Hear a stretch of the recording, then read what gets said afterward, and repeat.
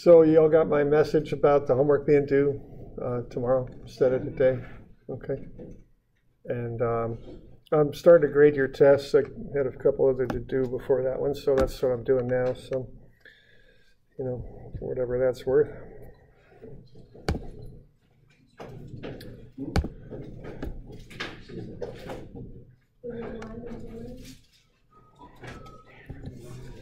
All right, let's have a look at torsion here. Now what torsion is the twist quite often around the center of a shaft. Okay, so let's see what we got there. Okay, so torsion is the twist about the center of a shaft. Let's just have a look here, and then we'll get into all the analysis we seem to like to do. So. All right, so you can see a small motor there turning a pump. The shaft is coming out of the green motor going into the blue pump. So what you have there is a motor that will turn that shaft, and then the shaft has to bear a load as it turns the impeller as it's going in the pump. So the shaft we're looking at is right there. Here's another shaft right there, okay, coming out of the green motor going into the blue pump. So that's what we're talking about there, a moment about the center of a shaft. Okay. So right there, there's twist on that shaft. Okay, so when we analyze this, you know, we got the right-hand rule going here. So this torsion would be positive because if you twist your right-hand fingers in that direction, your thumb would point that way. Okay, so that's positive torsion. This commonly occurs in dry shafts. And one way I think about this is think of the shaft as being a stack of coins that are glued together with an elastic glue. So here's a stack of coins sideways glued together. Let's take a line and draw a horizontal line on it with a magic marker, and then draw the line into the center of the end coin right there. Okay, and then let's apply torsion to this thing. What's going to happen with that elastic glue is each coin will rotate a little bit with respect to the previous one, so that what was a horizontal line will become an angled line. And then this will angle up here as well. Okay. So what you've got are those coins that are kind of trying to slide one across the other, so what you get is shear building up between the coins. And so torsion is very much related to shear. Okay. All right, so that's kind of the visualization and common sense part. Now we'll do the hour of analysis here with mathematics, I guess. And so here we go. So what we've got here is a direct relationship between torsion and shear. We could start at the center point of the shaft and then measure out from there with a radius. Now the radius goes to the edge of the shaft, of course. But you could also not go all the way to the edge of the shaft, and you could deal with what we call rho. So R, the radius of the shaft from the center of the shaft to the outside edge, is rho max. Rho is a more general term that's used for the distance from a center of a shaft to some point in the shaft, with rho max being R. I'm on page 580 is where I'm at. So if we put one of our little elements in here, dA, and put a shear on it, if we want to relate that to the torsion, see what the torsion is the moment about the center of a shaft. So what we would do to get the torsion is take the shear stress tau times the area over which it acts, dA. That'll get us a force. And then if we multiply that by the distance that dA is from the center of the shaft, that's rho. Okay, that will get us a moment. So the stress times the area gets a force, times the offset distance gets a moment. And then if you add all these things up for every area in there, we'll get the total torsion. That's the idea. Okay. So we good on that? Kind of an important thing here to kind of get that idea there, the relation between torsion and shear. Okay. All right, now let's go a little further here. Let's take the shaft here and twist it a bit. And let's look at what's going on here. What would happen if we twisted it at the end? We take point B and roll it up to point B prime. Okay, so what we have here is an angle that connects into the center of the shaft, and that angle is phi. And we could look at B and B prime on the outside of the shaft. We could look at E and E prime at some point on the inside. All right. So as we look at that cross section of the shaft, we have this phi, which is called the twist angle, angle of twist in the shaft that we're dealing with.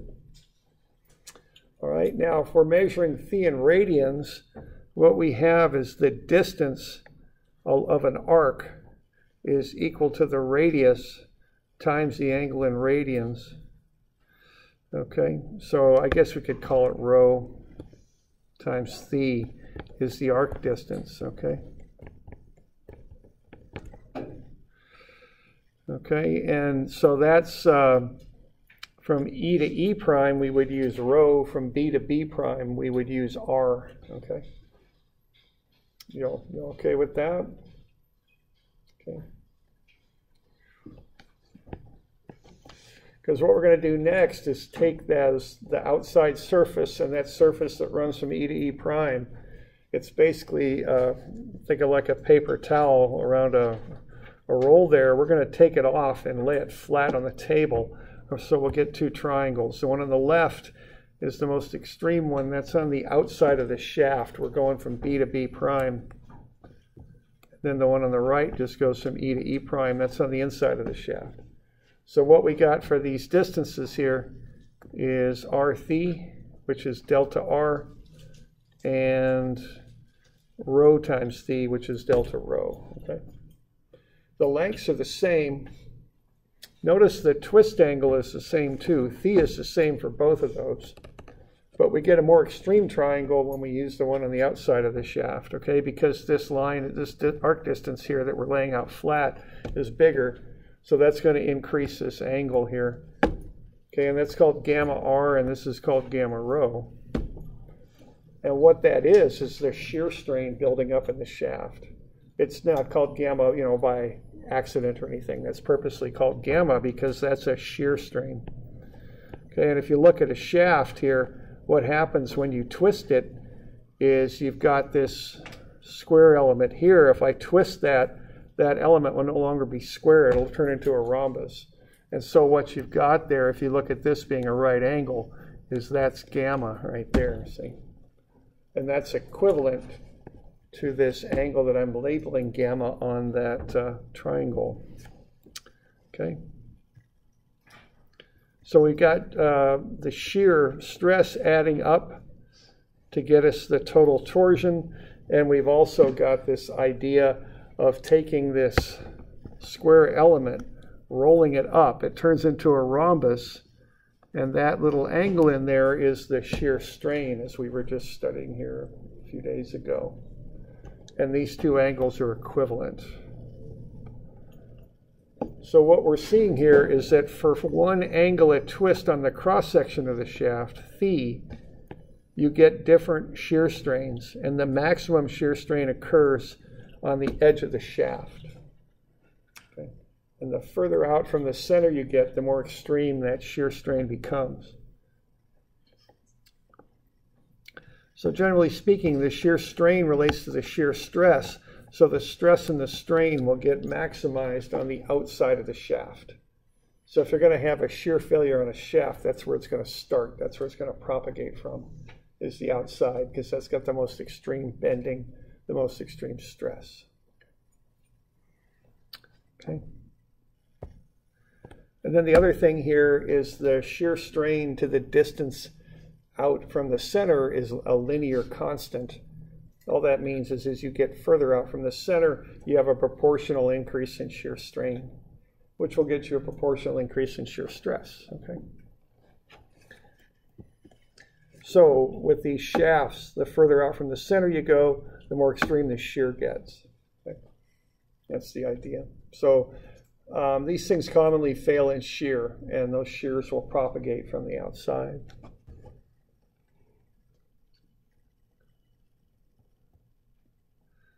Anybody seen how any shafts go in shear ever?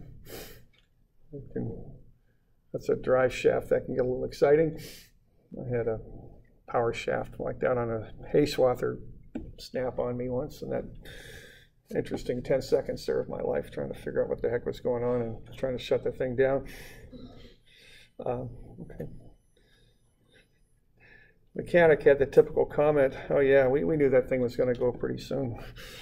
Yeah, thanks for the information. I appreciate that. Yeah. Okay, so what we got here is let's develop the fundamental ways we look at this. What we want to get to, the two things we design and analyze these shafts on is the maximum shear that will build up in them and the angle of twist that will develop at the end of the shaft. So what we do, we just go through a bit of an analysis here and get to equations for those. But these are the two equations we're going to develop here, and these are the ones that we use, okay? And they're on your formula sheet on the back left under torsion. I don't think I got any formula sheets with me, but there's numbers and all that. It's on the back left-hand column is where it is. Okay? So these are the keepers. These are the ones we want to use. All right, and the key thing on this is that the shear strain to the distance from the center, that's a constant ratio. There's a linear relationship. As you get further from the center, the shear strain becomes greater. If you stay within the proportional limit, you can find the shear stress by taking G times gamma. So the shear stress is linear. As you get further and further out from the center, it becomes greater and greater. Okay, so tau over rho is a constant. Now what we developed there a little earlier is the torsion is the sum of those distances out from the center to little elements, dAs, times the shear stress acting on them. So the shear stress times dA gets you a force, times that offset rho distance gets you a moment, which is the torsion there. Okay, so there's kind of our fundamental relationship for this stuff. Now what we would do with that is we do a little bit of a mathematical trick here. We've got an integral there that we're using. If we put in a term of rho over rho, that's just 1, okay? We can do that. Then we take rho times rho. Well, that's tau, the shear stress times rho, that distance out from the center squared, dA over rho. But we just found out that tau over rho is a constant, so that can come outside of the integral sign. That's the little trick we're doing there. So we get the torsion is tau, the shear stress over rho, the distance out from the center, times the integral of rho squared dA. Well, what rho is a distance out from the center to some point you're interested in. Rho squared dA, if you remember from statics, that looks an awful lot like moment of inertia, doesn't it? But it's done in a polar fashion. So what we've got there is the torsion T is tau times the polar moment of inertia, so that's I sub p, because we're finding a moment of inertia. When in statics you found the moment of inertia as being r squared dA. Now we're going rho squared dA. Same idea, we're just measuring it a little differently. Okay, so we get and then we divide by rho. So we take this thing, the torsion is tau I over rho. Now, generally speaking, we're going to know the torsion and want to find the shear. So the shear, if we solve for that, will be the torsion times rho over I. Okay. So what that says is the bigger the torsion is, the bigger your shear stress. The further out you are from the center, the bigger the shear stress. But then the moment of inertia factors in too. So the bigger your moment of inertia, the less your shear stress. Okay. That's what that says. Now, quite often we're interested in tau max. And so we just maximize rho to get that. Rho max is r, the radius. So here's the normally used equation. The moment of inertia there, and they're usually hollow? Yeah, you can find the moment of inertia for solid or hollow shafts. Is there a benefit to having a hollow shaft? Yeah, the benefit of a hollow shaft is you're reducing the material, which reduces both the weight and the cost. And you're removing material that really isn't helping you as much as the material on the outside.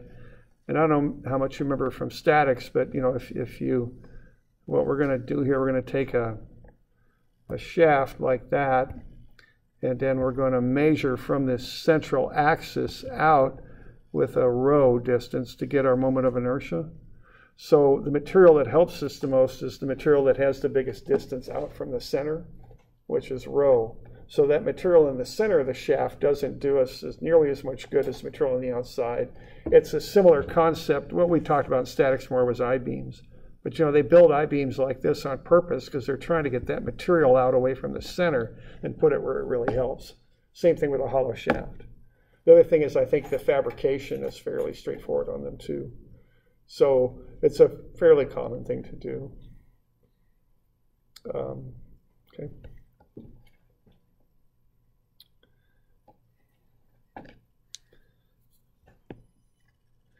All right, and there's how you find that moment of inertia. So what you're doing there is, this is the next page in your notes, you're finding the moment of inertia about the center of the shaft. So there's an axis coming out like that, and you're measuring the distance rho out to a series of shells, which I think is the term they use in calculus for this stuff, and they integrate. So what they're doing is they're taking the area of each shell times the distance from the center out to it, squared. So it's rho squared dA. And then they're just walking through that calculation there. So I is the integral of rho squared dA. Now what dA is, you're kind of pulling out a ring and you're cutting it and laying it out flat. So this will be d rho, that little differential of the distance out from the center, and this will be a circumference there. So that'll be 2 pi r. So when you take the integral of rho squared dA, it's rho squared times 2 pi rho d rho is what it is. Rho we're using there for that general term for the distance out into the middle of a shaft. And then you just walk through the integral process and plug in the limits from 0 to r, and you get the moment of inertia formula. The common one used is pi r4/2. Okay. That's for a solid shaft. If you use a hollow shaft, it's pi outer radius to the 4/2 minus inner radius to the 4/2. Okay. All right.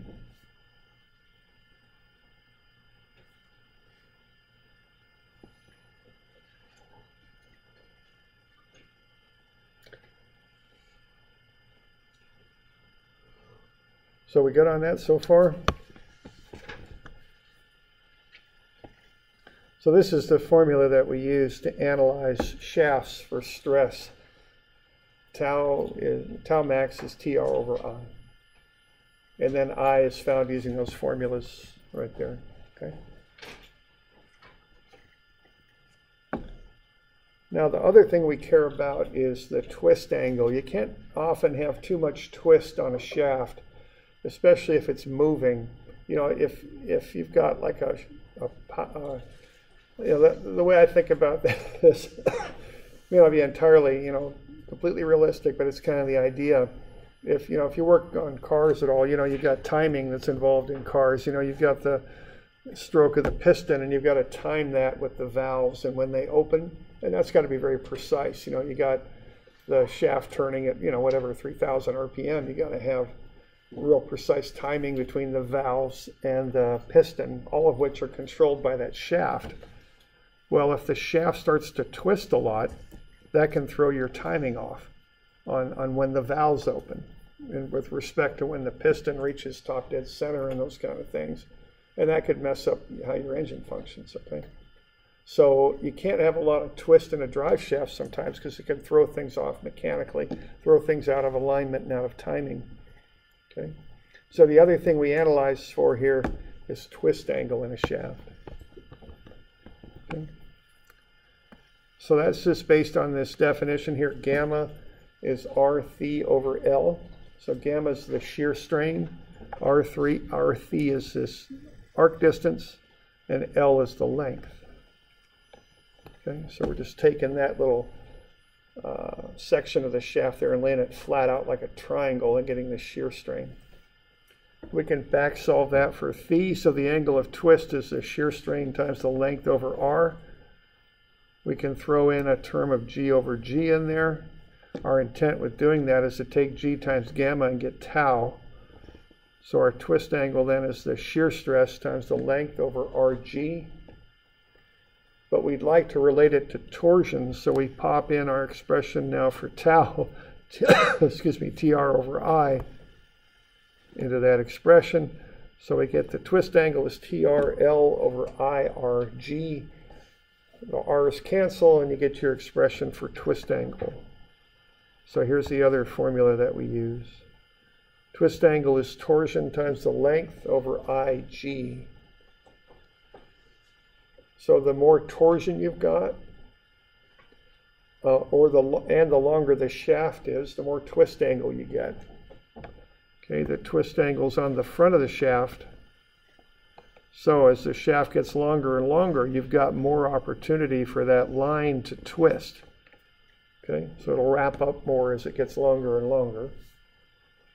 As the torsion increases, of course you get more twist. It's more moment twisting the shaft. But as the shaft has a higher moment of inertia, it twists less. And as the modulus of the shear modulus goes up, it'll twist less. Okay, so that's why those two terms are on the bottom. Okay.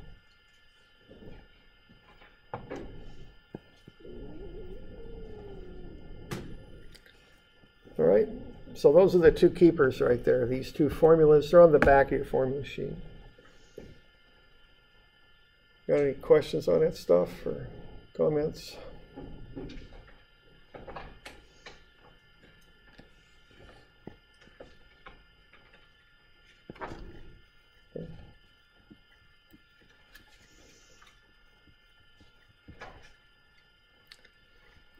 All right, why don't we have a look here at an example or two here on 600.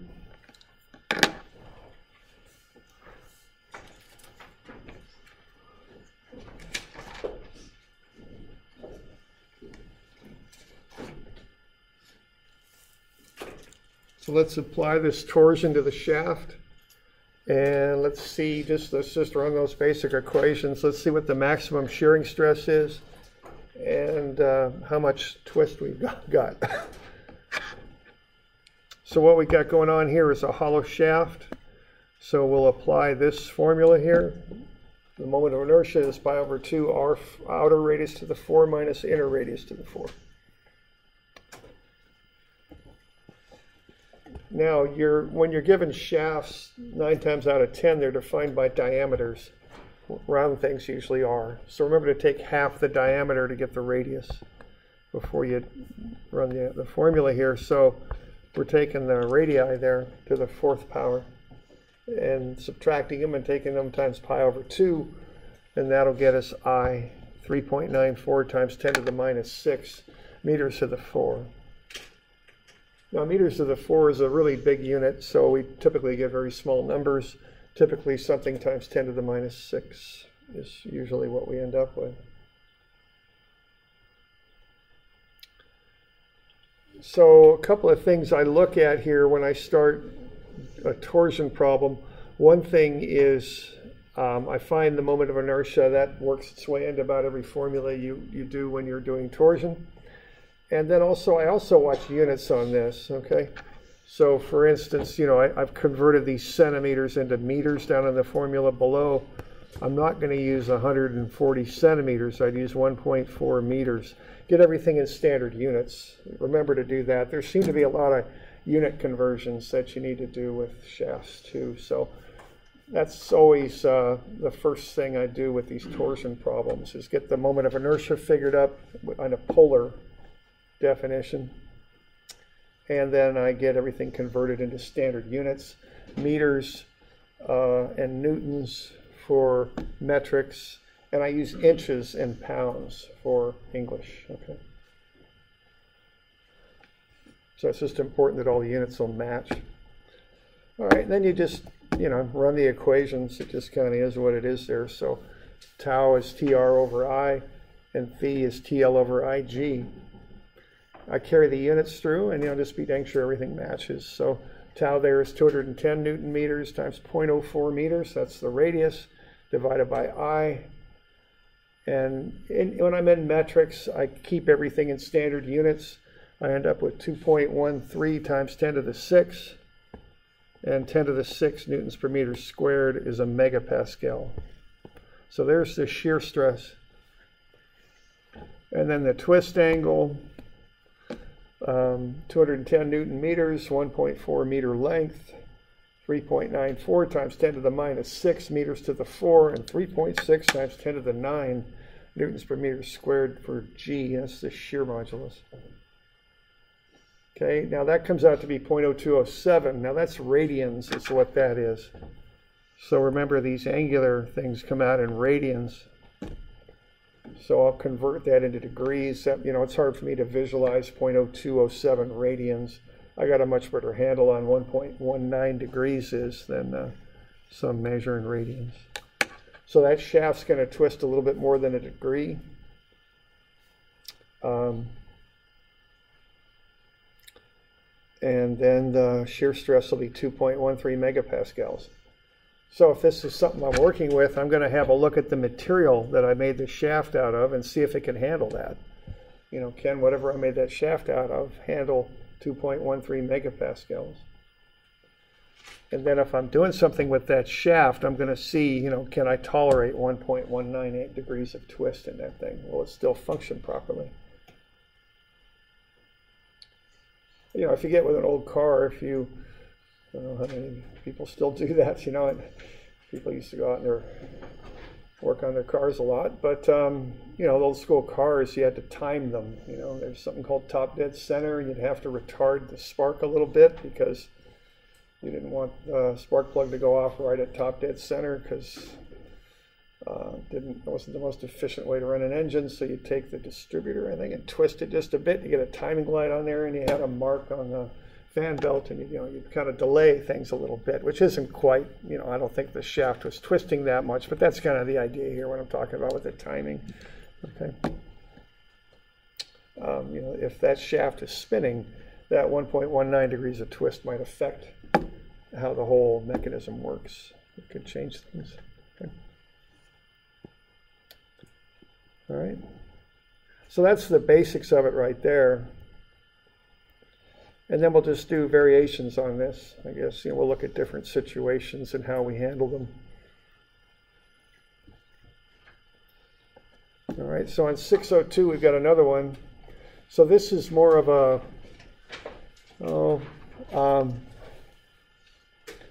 let's figure out how much torsion we can apply to this shaft, okay?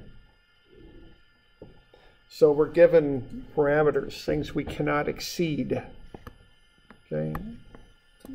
So we can't have more than 160 megapascals of shear, and we can't have more than 2.5 degrees of twist on this thing.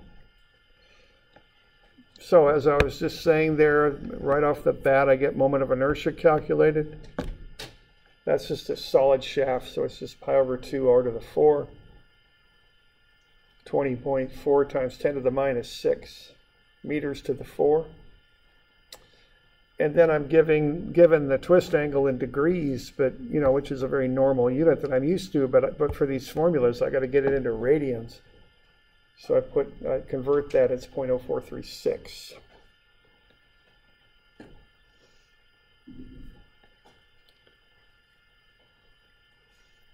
So what I would do then is run both of those formulas. So what you got for torsion is you got one for twist angle and one for shear. And so just back solve them for the torsion. So rearrange them so you plug in the shear stress and the angle, and then you solve out the torsion. Okay. So you got tau as TR over I, solve it for T. It's tau I sub I over R. You got phi is TL over IG, solve it for, or phi is TL over IG, solve it for T, it's phi IG over L. And then you just plug in the numbers, the shear stress, the I, and the radius, and the twist angle, and I, and the shear modulus G, and the length. And just plug that stuff in, okay? And what you get are two torsions. These are independent numbers, one for shear stress and the other for angle.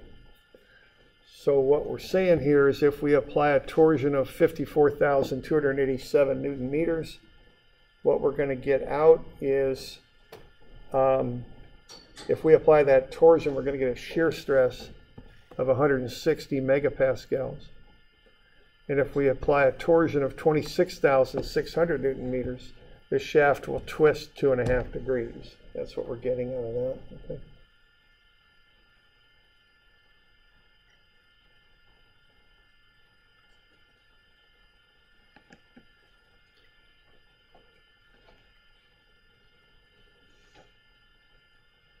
So are we doing all right with that?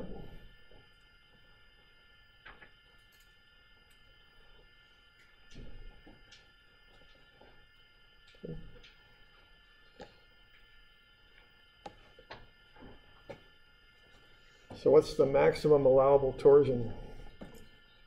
Yeah, right. 26.6.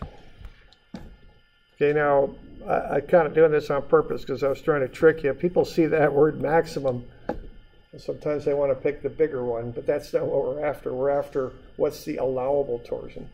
So you look at the 2 or 3 or many choices you've got, pick the lowest one, because if you exceed 26.6 here, you're going to have too much twist in the shaft. So just think of that kind of going up and up and up, and you got to stop at 26.6. Okay. So when you're designing stuff, given the choice, put less load on it. Okay, that's safer. And also when you're looking at the dimensions, go with the bigger size or the smaller load. That's the general rule when you're designing something. Okay.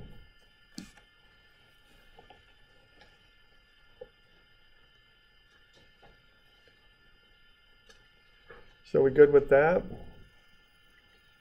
Okay.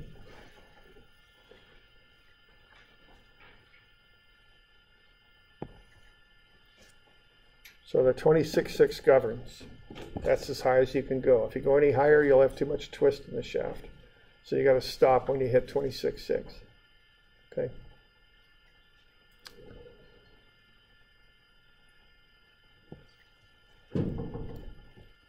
All right. Now there's a lot of analogy here, or similar things between torsion and linear deformation, axial deformation. So these are analogous equations. If you look at them, phi is the torsion times the length over I times the shear modulus. Delta is the load times the length divided by the area divided by the modulus of elasticity. See, they're similar equations, just for different situations. You've got the load you're applying, torsion and load here. You got the length of the shaft, length of the whatever you're dealing with here. You've got the shear modulus here because torsion is mostly about shear.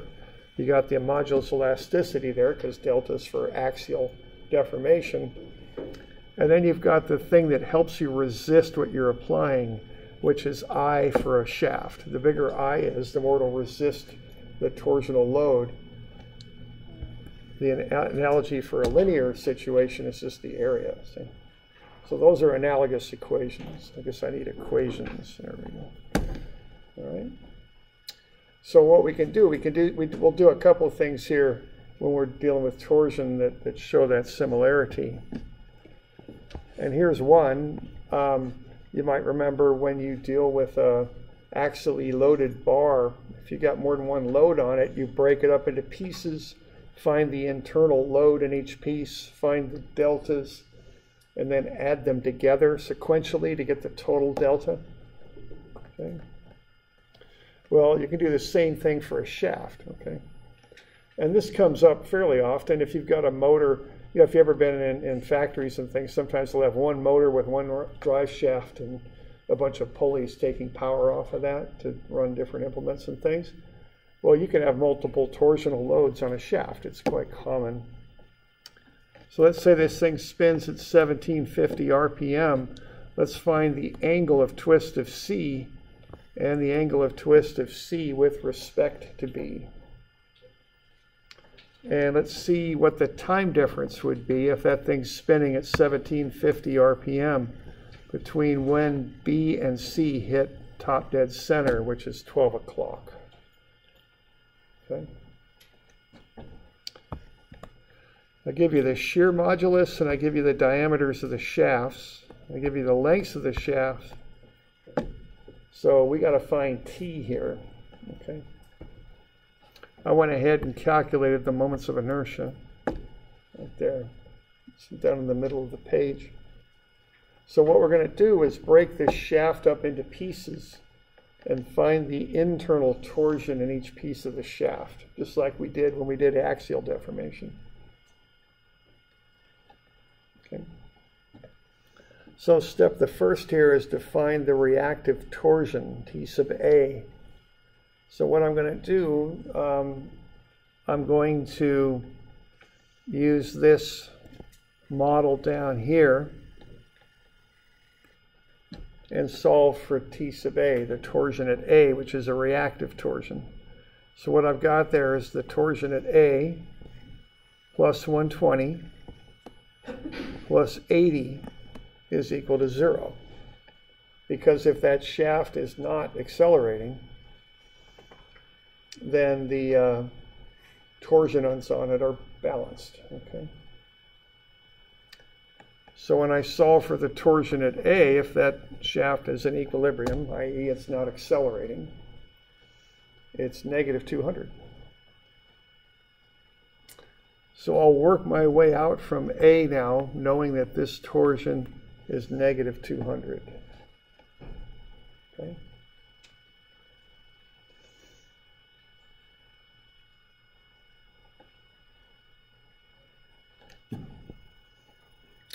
Now my goal here is to find the internal torsions in that piece of the shaft and that piece of the shaft. That's what I want to do here, okay? So what I'm going to do is, just like before, I'm going to cut through what I want to find. So if I want to find what's going on in A, I'll cut through the shaft between A and B. So if I want to find out what's going on between A and B, I should have said there, I'll cut through anywhere in the shaft, anywhere between A and B, and I'll take one whole side or the other. Okay, so my reaction is 200 negative there, and I've got my internal load. So I can find that internal load. It's 200 Newton meters positive. So that's what's happening between A and B.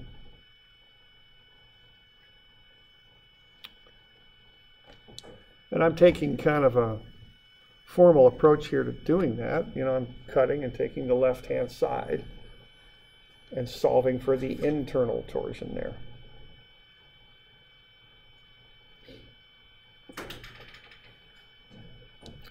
Now, I could just as well have added up 80 and 120 and gotten the 200 positive had I taken the other side. That might even be a little easier, but I'm being very systematic here in how I'm doing this. I'm starting back at my reference point, working out. That's what I'm doing. Okay.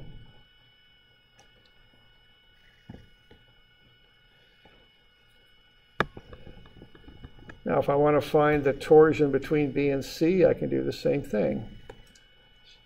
Cut through the shaft where I want to find the internal torsion, and then solve for it. It's an unknown. When you cut through something, it becomes an unknown, and you can use statics to solve. Okay.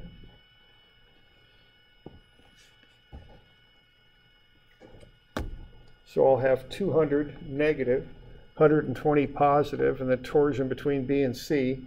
Solve for that, it'll be plus 80.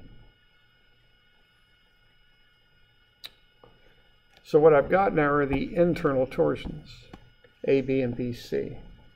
Now again, I could have gotten BC just by looking at what's essentially downstream of it. That pulley at C has a torsion of 80 positive. That's what the torsion in BC is. That's the quick way to do it. But a more systematic way is start at your reference point, cut, and take the entire side of the thing you're working with there. Okay.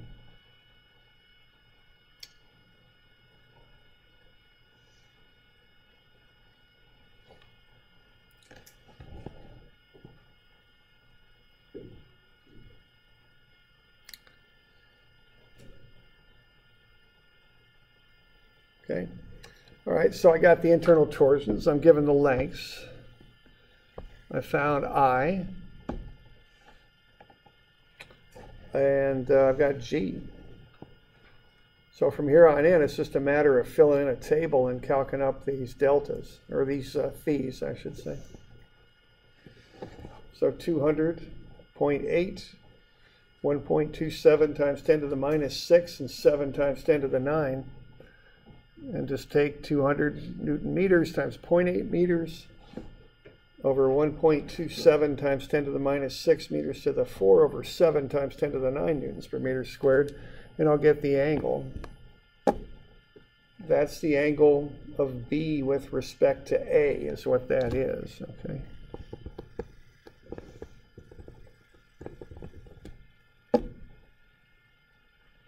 You might also call it phi AB. I mean, I don't know, it's just a matter of notation what you want to call it.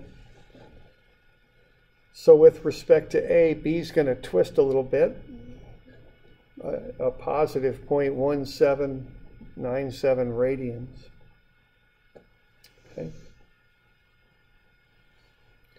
So I just find all four of those things and just run them. Okay, that's how I think about it.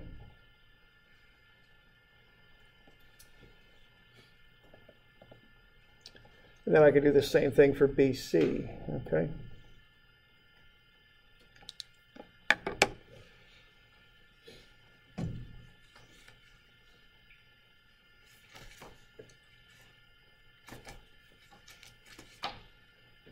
We're about out of time here, though, so we'll finish this thing up. Why don't I give you a couple of these maybe to do? 261 and 263.